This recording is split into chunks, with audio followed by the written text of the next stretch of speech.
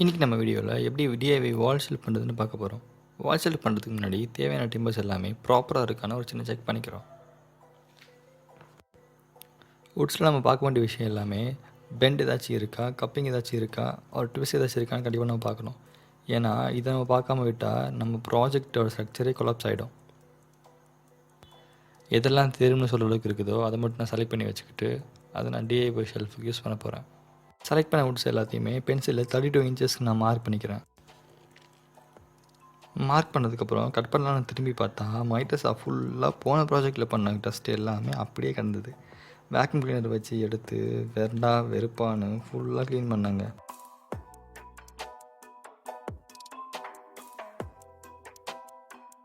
Clean பண்ணி முடித்ததும் clean பண்ணது ரொம்ப நல்லது தானோன்னு தோன்ற அளவுக்கு அவ்வளோ க்ளீன் ஆகிடுச்சு.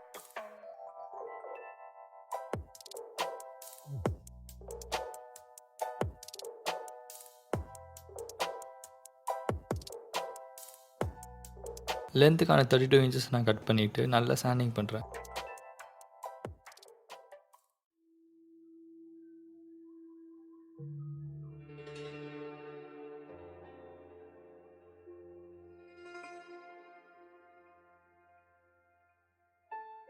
இப்போது பிரெத்துக்கான வுட்ஸ் 20 இன்ச்சஸ் நான் கட் பண்ணிவிட்டு அதையும் நல்லா சாண்டிங் பண்ணுறேன்.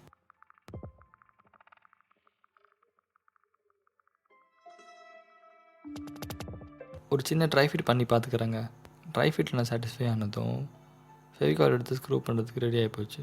ஆனால் நான் போன ப்ராஜெக்டில் பண்ண விஷயம் பார்த்திங்கன்னா வுட் ஸ்ப்ளிட். அந்த வுட் ஸ்ப்ளிட் வந்து 1/2 இன்ச்சு வுட்டில் ஆச்சு. இந்த வுட்டு என்ன தான் 1.5 இன்ச்சாக இருந்தாலும் எனக்கு இன்னும் கொஞ்சம் பயமாகவே இருக்குது. ஸோ நான் என்ன பண்ணுறேன், ட்ரில்லிங் மிஷினில் எடுத்து ஹோல்ஸ் பண்ணிவிட்டு அண்ட் தென் ஸ்க்ரூ ட்ரில்லிங் பண்ணுறேன்.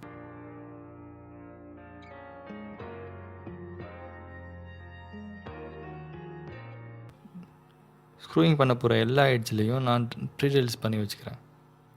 ப்ரீ ட்ரில்ஸ்ன்றது ஸ்க்ரூயிங் பண்ணுறதுக்கு முன்னாடி நம்ம யூஸ் பண்ணுற ஹோல்ஸ் தான் ப்ரீ ட்ரில்னு சொல்கிறோம்.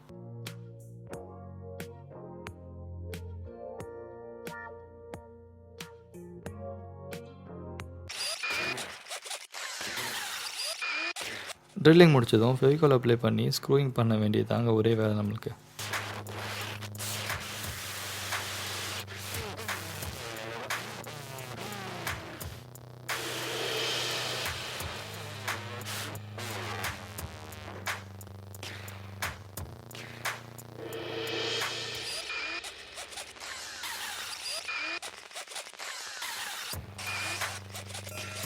ஒரு சைடு முடிஞ்சதும் இன்னொரு சைடு நான் ஸ்க்ரூயிங் பண்ணுறேன். எக்ஸஸாக இருக்க ஃபெவிகால் நான் ட்ரில்லிங் பண்ணும்போது எடுத்துறேங்க. ஏன்னா அது லாஸ்ட் மினிட்ல அது ஒரு பெரிய வேலையாக இருக்கும். அண்டு நீங்கள் லாஸ்ட் மினிட் வரைக்கும் விட்டிங்கன்னா கொஞ்சம் காஞ்சும் போயிடும், வர்றதுக்கு கொஞ்சம் ரொம்ப லேட் ஆகும்.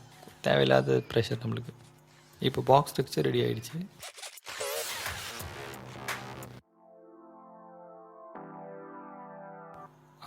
நான் இந்த ஷெல்ஃபை ஒரு பார்ட்டிஷன் வச்சு பண்ணிக்கலான்னு இருக்கேன். அதனால் மிடில் மெஷர்மெண்ட் எடுத்து கரெக்டாக அதுக்குள்ளே ஃபிட் ஆகிற மாதிரி ஒரு வுட்டெல்லாம் கட் பண்ணி, நான் முன்னாடியே சொன்ன மாதிரி அதோட மிடில் பார்ட் ஷெல்ஃபை வைக்கிறதுக்கு 2 சைடும் மெஷர் பண்ணி மிடில் மார்க் பண்ணுறேன். கட் பண்ண வுட்டு எக்ஸாக்டாக இல்லைனாலும் 2 to 3 mm அதிகமாக இருக்கலாங்க. பார்ட்டிஷனுக்கு ஒரு நல்ல ஸ்ட்ரென்த் கிடைக்கும். ஏன்னா அதை நீங்கள் தட்டி உள்ளே தள்ளும் போது கொஞ்சம் இறுக்கி பிடிச்ச மாதிரி இருக்கும். ஸோ அதுவே உங்களுக்கு ஸ்க்ரூயிங்கோட பாதி ப்ரெஷர் கொடுத்துரும். மேலட் யூஸ் பண்ணி டேப் பண்ணி தாங்க நான் பார்ட்டிஷனே வைக்கிறேன். உள்ள ஃபிக்ஸ் பண்ணதும் மிடில் தான் நான் ஃபிக்ஸ் பண்ணியிருக்கமான ஒரு சின்ன வெரிஃபிகேஷன் நான் பண்ணிக்கிறேன்.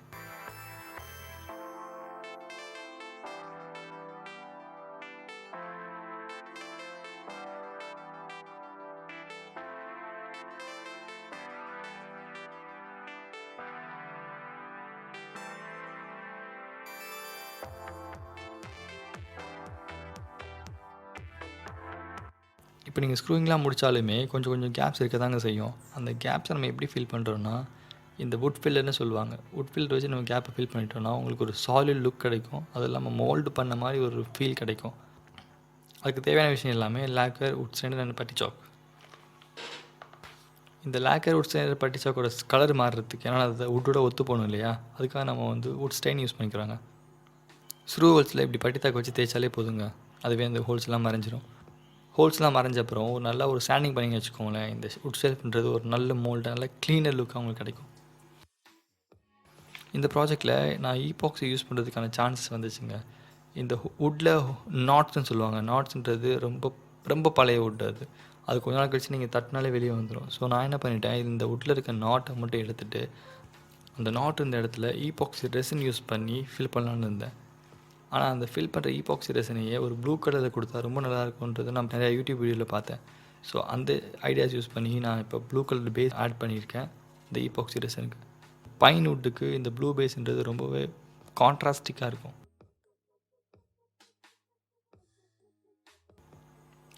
பார்ட்டிஷன் மட்டுமே இருந்தால் ரொம்ப போரிங்காக இருக்குன்னு சொல்லிட்டு ஒரு டேர்ன் பண்ண வுட்டை என் பழைய ப்ராஜெக்டில் மிச்சமான வுட்டை எடுத்து கட் பண்ணி இந்த பார்ட்டிஷன்ஸ்க்கு நடுவில் கொஞ்சம் நிற்க வைக்கிறேன்.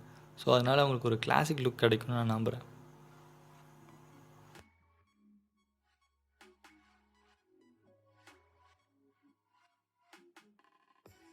என்னோடய ஃபேவரட்டான வால்நட் டிசைனு இந்த வுட்டுக்கு எல்லாத்தையும் நான் ப்ரெஷ்ஷாக பெயிண்ட் பண்ணுறேன். அந்த பெயிண்டிங் முடிச்சோன்னா அந்த பியூட்டிஃபுல்லான டிஐஒய் வால் ஷெல்ஃப் ரெடி. இந்த சேனலுக்கு நீங்கள் புதுசாக வந்திருக்கீங்கன்னா please consider subscribing and share with your friends who really like to do DIY stuffs.